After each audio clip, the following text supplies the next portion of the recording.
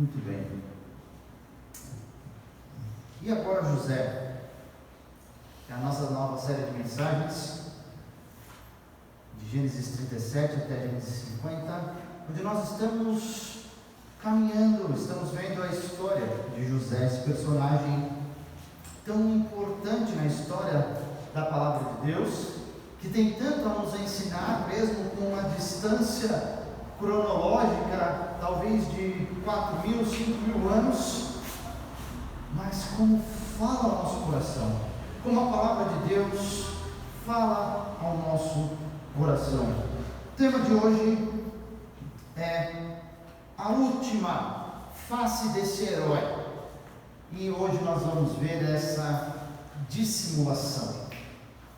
Nós estamos no último sermão dessa primeira fase, da primeira fase de José, que é essa fase do seu nascimento até os seus 17 anos de idade, onde o que representa José é essa túnica, esse presente todo especial que ele recebeu do seu pai, que o diferenciava, que o colocava como sucessor, que o colocava como herdeiro de Jacó, essa túnica.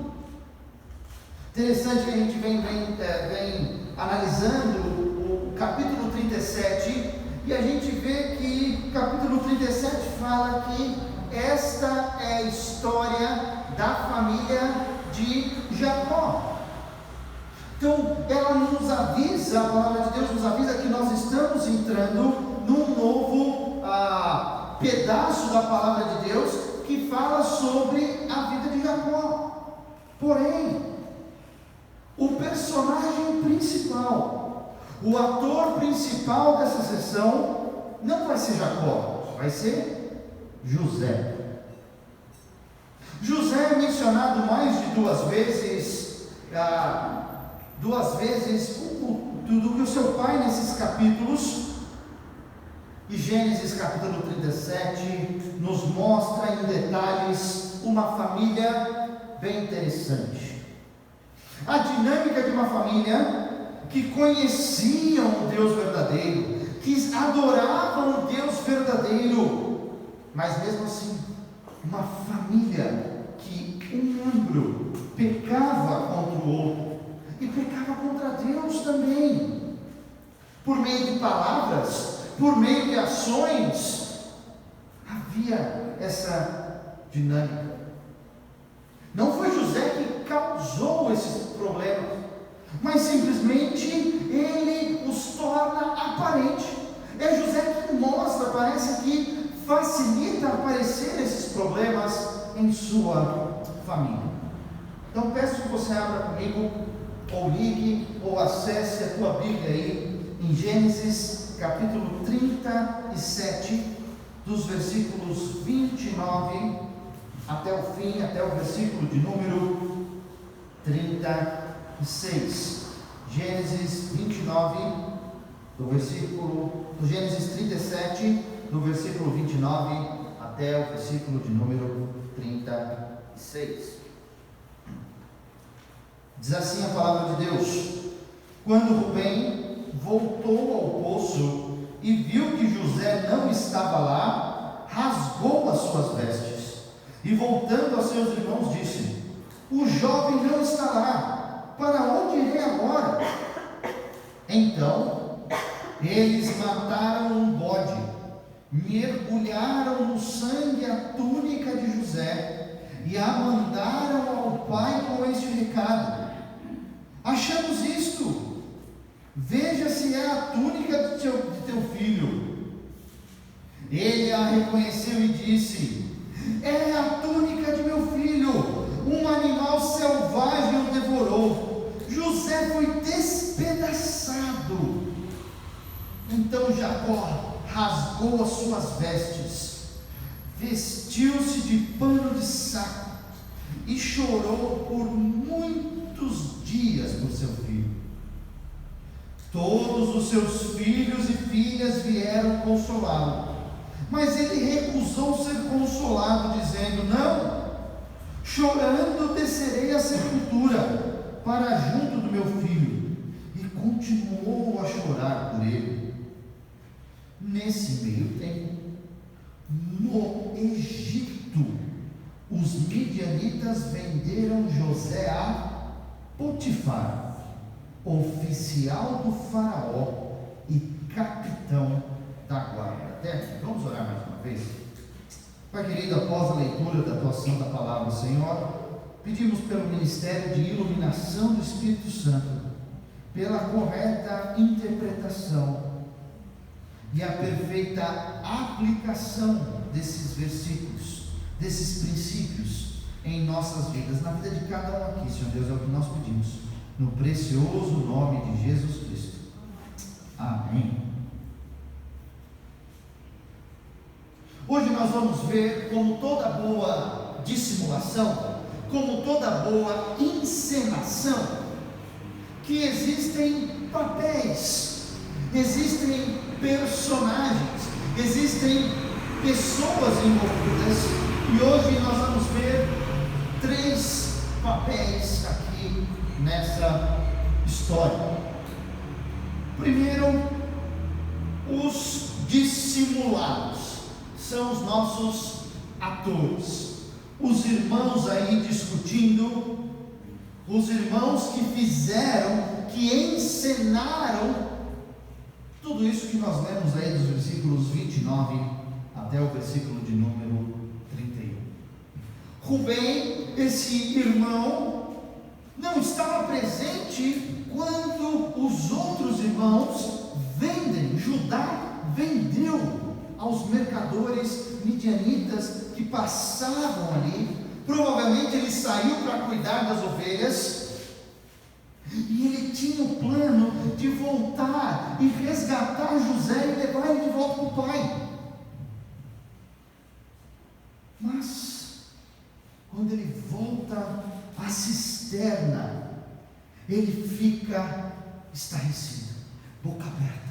Ele não sabe o que aconteceu. Cadê José? Onde ele foi parar? José não está mais naquele fundo de poço que precisava necessariamente de alguém para tirar ele de lá. Cadê ele? O que fizeram? Quando ele descobre, ele volta correndo ao acampamento ali dos seus irmãos para descobrir o que tinha acontecido. Sem dúvida, essas atitudes de Rubem deixam claro diante dos outros irmãos que Rubem, na verdade, queria resgatar José, que não teria aprovado nem a morte, como ele não aprovou, muito menos a venda de um irmão.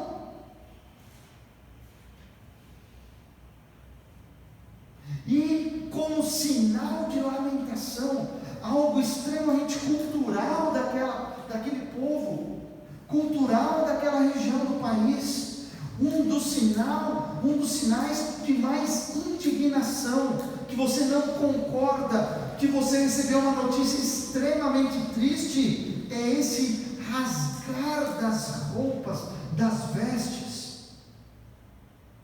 Gente, não pensa que é rasgar uma camiseta, não, porque se você tem um armário um pouco parecido com o meu, você deve ter pelo menos 10 camisetas, não é verdade? Se rasgar uma, pega a próxima. Não, gente, nós estamos falando de uma cultura que talvez uma roupa, uma túnica, uma veste levava meses, durava muito tempo. Então você fazer um gesto desse era algo extremamente importante. Às vezes a gente não entende, ele rasgou a camiseta, vai lá, compra outra, pega outra. Não, talvez era a roupa dele daquele ano. E esse sinal de ir lá, de lamentar, de rasgar as suas vestes e andar com ela rasgada, às vezes substituindo a roupa normal por esse pano de saco, um material de segunda, um material um pouco inferior, para mostrar que você está lamentando. Rubem, um dos irmãos, de 11 faz isso. Isso me faz lembrar de um versículo em Provérbios. Provérbios 28:13 diz o seguinte, a primeira parte: quem esconde os seus pecados não prospera. Quem esconde os seus pecados não prospera.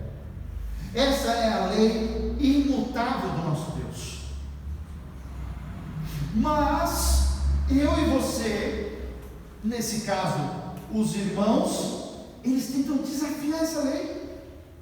A gente acha que consegue escapar ileso dessa lei de Deus. Não, vamos esconder aqui. Vamos fazer um jeito, vamos encenar algo aqui para parecer algo que não aconteceu de fato. Queridos, infelizmente, na vida dos filhos de Jacó, um pecado levou a outro. Um pecado. Enquanto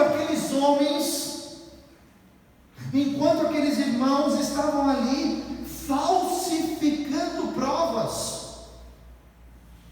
falsificando o sangue na túnica de José, para dar a entender que era o sangue de José, que ele havia morrido, que ele havia sido atacado por alguma coisa no campo. Esses eram os irmãos, os encenadores, os dissimulados, os atores que estavam ali fazendo tudo como eles queriam. Não, vamos fazer de um jeito que vai parecer que é tal coisa. Nós temos aí o primeiro papel. Nós temos os nossos atores, os irmãos. O segundo papel que nós vamos ver nessa noite é o desiludido. E ele é o nosso espectador. Ele não participou da cena, não contaram para ele como tinha sido. Ele recebe toda essa encenação já pronta, e ele é um espectador. Não seria difícil o pai, quem deu ou quem mandou fazer, reconhecer a túnica? Essa é a túnica. Essa túnica é diferente, que eu fiz para o meu filho para mostrar que ele é o meu herdeiro. Essa é a túnica. Sangue na túnica que eu mandei fazer para o meu filho só pode significar uma coisa. Queridos, mas tem algo que é extremamente interessante. Por mais trágico e traiçoeiro que fosse essa dissimulação, essa encenação dos filhos, Jacó só estava colhendo o que ele mesmo havia semeado. Não sei se vocês lembram, mas é esse mesmo Jacó que põe pelo no braço. É esse mesmo Jacó que passa o cheiro do irmão no corpo, que mata o cabrito para enganar o pai e pegar a primogenitura. Lá atrás, parecia que aquilo nunca ia chegar, mas chegou. Ele enganou, ele encenou tudo aquilo para o seu pai.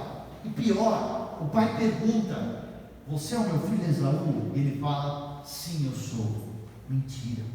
Um pecado levando a outro. Ele já tinha visto isso na vida dele, e agora ele é o pai enganado. Agora ele é o espectador.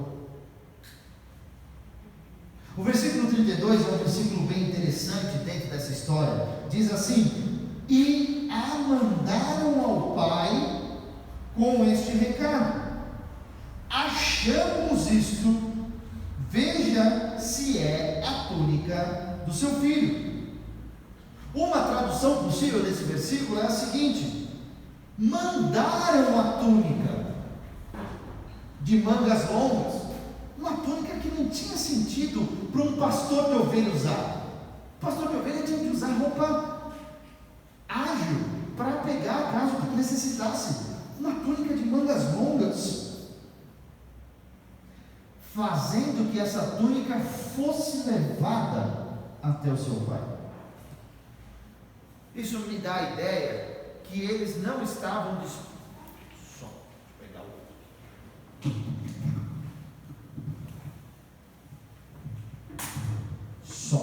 Isso me dá a ideia que eles não estavam dispostos a confrontar o pai. Eles enviaram. Talvez um servo falou: encontramos isso aqui, leva lá. Lembrando, semana passada nós vimos, eles estavam a mais de 100 quilômetros do pai. Por que tão longe pastorear ovelhas? Olha, vê se essa é a prova da morte do seu filho. Encontramos essa túnica aqui cheia de sangue. A túnica que eles haviam forjado, falsificado. Gente, que maneira cruel de mostrar, de tratar o seu próprio pai. Isso me lembra um outro provérbio que diz o seguinte: até os atos mais bondosos dos ímpios são cruéis. Já dizia, talvez aquela sua avó, que quando a esmola é muita, o santo desconfia. Provérbios 12:10 fala que até os atos mais bondosos dos ímpios são cruéis.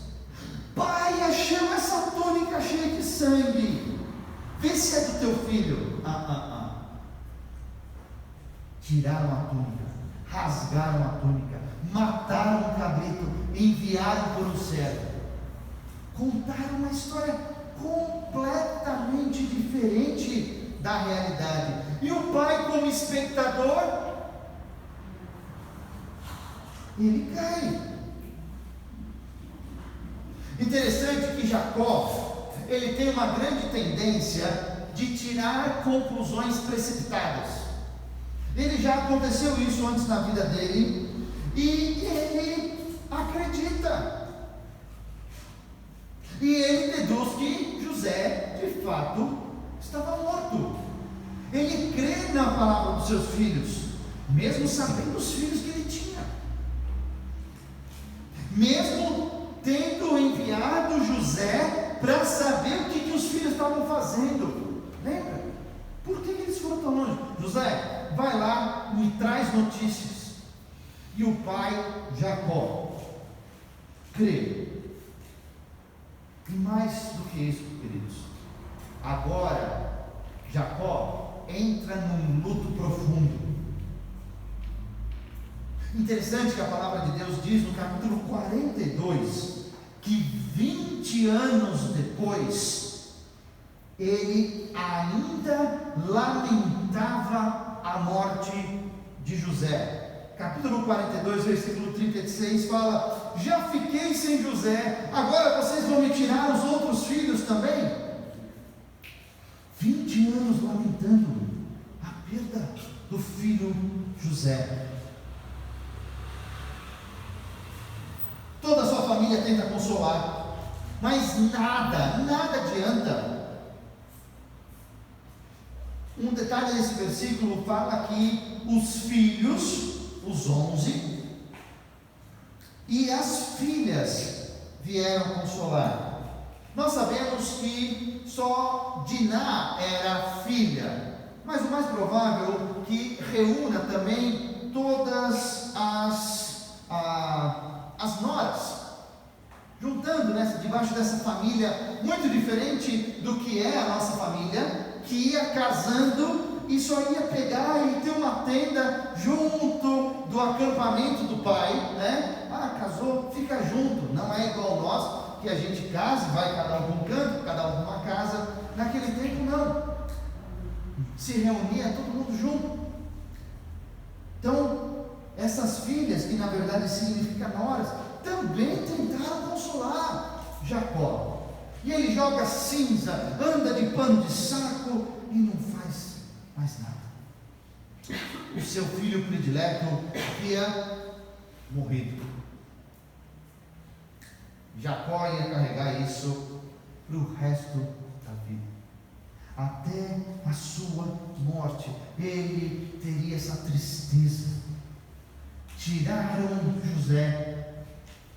José foi morto. O meu filho preferido, predileto.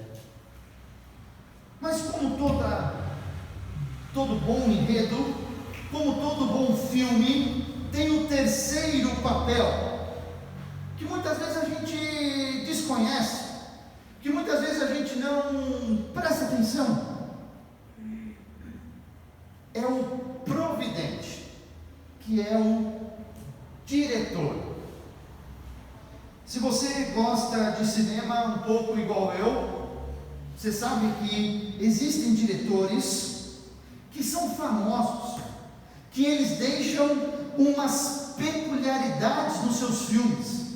Quando você vê um filme de tal diretor, ele não atuando, ele não encenando, você fala, esse filme é do fulano. Você sabe. Talvez você não perceba quando você assista só um filme desse diretor, mas assistindo vários filmes desse mesmo diretor, você sabe que ele tem um jeitão de fazer as coisas, que ele para a câmera, que ele faz aquilo, que ele faz aquilo outro. Você sabe quem é o diretor. Tem 3 grandes diretores de cinema que me chamam muita atenção. O primeiro deles é esse senhor aqui, não sei quantos de vocês conhecem, Alfred Hitchcock. Ele fez o filme Janela Indiscreta, o filme O Homem que Sabia Demais, Um Corpo que Cai, Psicose. Lembra a cena no banheiro com a faquinha? É dele, ele que inventou essa cena. Mas tem um segundo diretor, que talvez eu acho que a maioria de vocês deva conhecer, que é esse aqui, Spielberg, Steven Spielberg. Alguns filmes que o Spielberg fez, e talvez você vai notar essa diferença. Tubarão, lembra? Daí vai o tubarão e come todo mundo, isso aí. Indiana Jones, ele fez os 4 Indiana Jones. ET, o extraterrestre, onde tem o dedinho, né, que vai na bicicleta e tudo mais. A Lista de Schindler, um filme fantástico, ganhou todos os Oscars possíveis. Parque dos Dinossauros, os 2 primeiros. O último aí que ele fez, que é mais famoso, é o Resgate do Soldado Ryan, filmaço também. Você percebe, você consegue identificar. E tem um último diretor que me chama a atenção, e esse assim, ó, quando você vê o filme dele, você sabe que é dele na hora. Sabe quem é esse? Quentin Tarantino.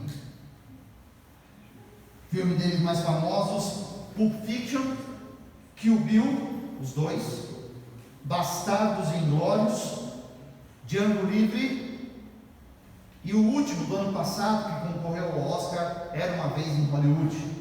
Quando você vê um filme desse diretor, você sabe exatamente o que vai acontecer. Quando você vê o filme, eu lembro, a Paola é assim, esse filme é do Tarantino, né? Eu falo, não quero mais ver, ela fala. É um tipo, nós sabemos quem está por trás das câmeras. E Jacó estava lamentando. Anos depois ele fala ainda: está tudo contra mim. Ó céus, ó terra, está tudo errado, não pode ser. Mas Jacó não sabia que na verdade tudo estava cooperando para o bem dele mesmo. sua família. Queridos, mas isso não significa que Deus estava aprovando aquela ensinação. Não significa que esse ódio no coração dos irmãos, essa dissimulação, os tornaram menos responsáveis pelos que eles fizeram. Não. Sabe o que isso significa? Que o nosso Deus, Ele é capaz, Ele é tão grande, que Ele consegue cumprir os seus propósitos, mesmo quando eu e você, a gente mostra o nosso lado mais perverso. Apesar das perversidades que os irmãos fizeram, Deus conduziu a história. Como esse grande diretor, orquestrando tudo, para que a vontade dele fosse cumprida. Esse é o nosso Deus. É o nosso grande diretor. O maior exemplo disso é o Calvário. É a morte de Jesus na cruz. Depois de muitos anos, José ia falar uma das frases mais marcantes da vida dele: vocês planejaram o mal contra mim, mas Deus tornou o mal em bem. Ele diz, essa é a especialidade do nosso Deus. Ele pega uma vida, Ele pega uma família, Ele pega planos completamente frustrados, e se nós entregarmos isso na mão dele, Ele torna isso em bem. Esse é o nosso Deus, Ele é capaz de fazer isso. Devido à providência do nosso Deus, Ele que é o providente, Ele que é o diretor de tudo isso, Deus conduz José até o Egito em segurança, em plena segurança.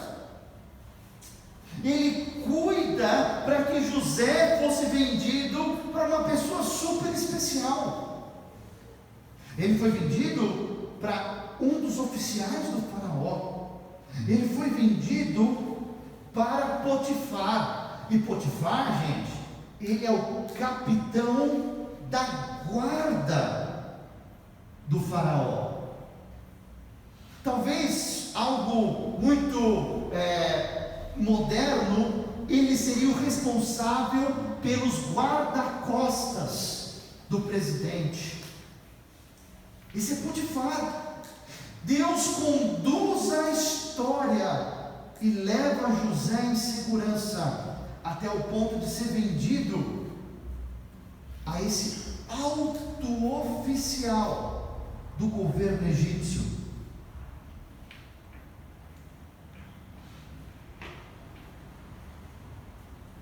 José não simplesmente acabou se relacionando com uma pessoa super influente, mas muito melhor do que isso. Gênesis 39, versículo 2 diz que o Senhor estava com José, de modo que este prosperou. Quando Deus está com a gente, não importa onde, José ainda era escravo, Deus nos abençoa, porque estamos no lugar certo, que Ele quer. Queridos, a forma que Deus opera na sua providência é algo que me traz muito espanto, mas isso deve servir de encorajamento. Se tivesse um cartãozinho de Deus, estaria escrito assim: fazendo o melhor para você, fazendo as coisas operarem para o bem, há mais de 5.000 anos. Você confiaria numa pessoa dessa, numa empresa dessa? Tem empresas que às vezes com 10 anos já se orgulham, 20 anos, e já é um bocado de ano, não é verdade, gente? Que tal esse Deus, que há mais de 6.000, 7.000 anos, vem como um bom diretor, orquestrando tudo para a vontade dele ser feita na minha e na sua vida. Podemos confiar nele, completamente, totalmente. Daniel 4,35 me traz algo que vale a pena a gente sempre relembrar. Diz assim: todos os povos da terra são como nada diante dele. Ele age como lhe agrada, com os exércitos dos céus e com os habitantes da terra. Ninguém é capaz de resistir à sua mão, nem de dizer-lhe: o que fizeste? Gente, o nosso Deus age do jeito que Ele quer.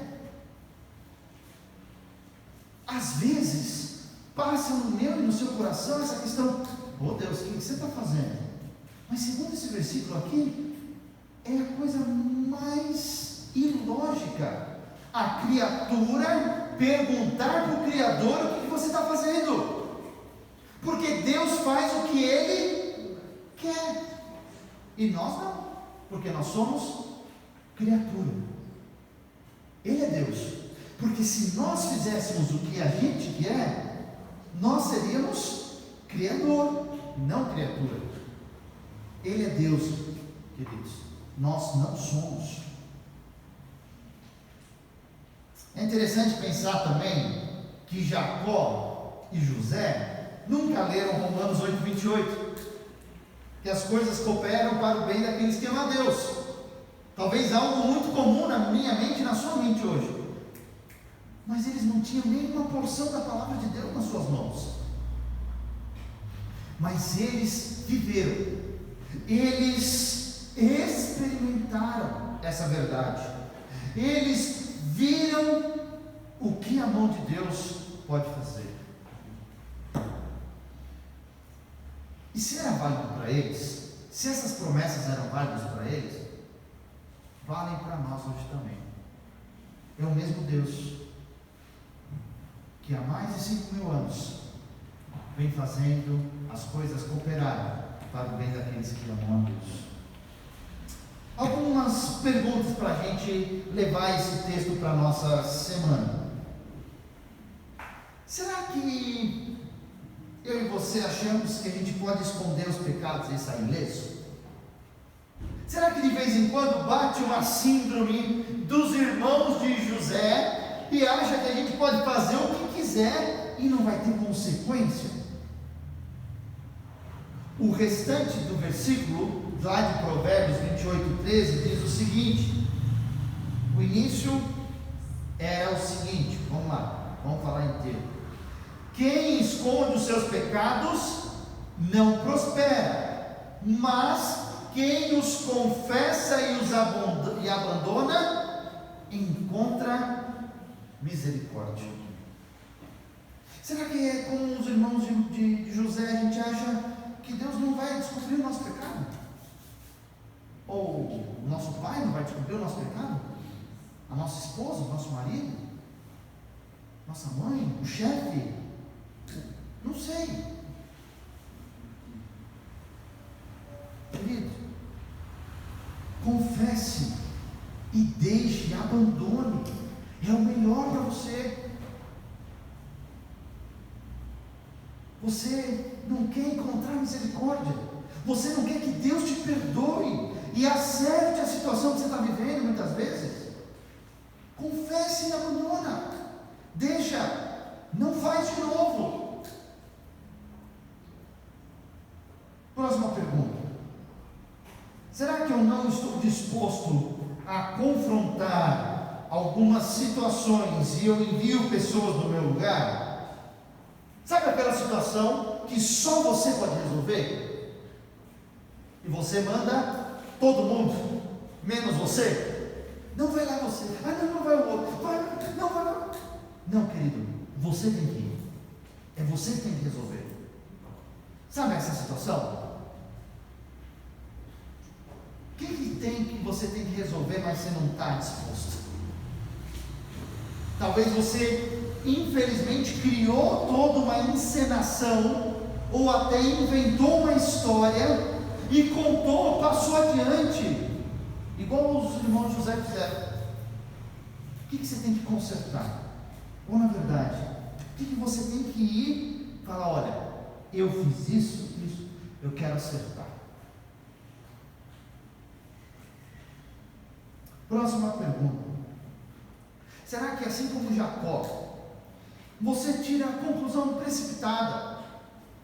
Você sofre por situações em que não são reais. Você cria situações que só acontecem ou só são verdadeiras dentro da sua cabeça. E o pior de tudo, gente, você cria a situação e acredita nelas. Será que, como Jacó, a gente está tirando conclusão precipitada? A gente não está ouvindo todos os lados. A gente já recebe a notícia e já começa a pensar e pensar, e não é nada disso.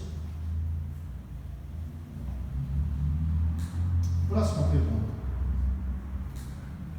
será que eu creio num Deus que Ele é tão grande que Ele pode cumprir os seus propósitos, mesmo quando as pessoas mostram o seu lado mais perverso? Será que você perdeu a esperança de Deus continuar consertando caminhos? Não. Essa situação aqui, pastor, não tem mais jeito. Já tentamos de tudo, já entreguei para Deus, mas não tem mais o que fazer. Será que você está tão sem ideia, ou de fato não está mais crendo que Deus pode mudar a situação? Ou melhor ainda, que Deus, por meio dessa situação, pode cumprir os propósitos na sua vida ou na vida dessas pessoas que estão envolvidas nessa situação? Não, pastor, você não conhece a minha situação, não dá, é assim e acabou. Será, meu querido? Deus não pode mudar a sua situação? Não pode trazer alegria depois de tantas noites em claro, tantos dias de choro?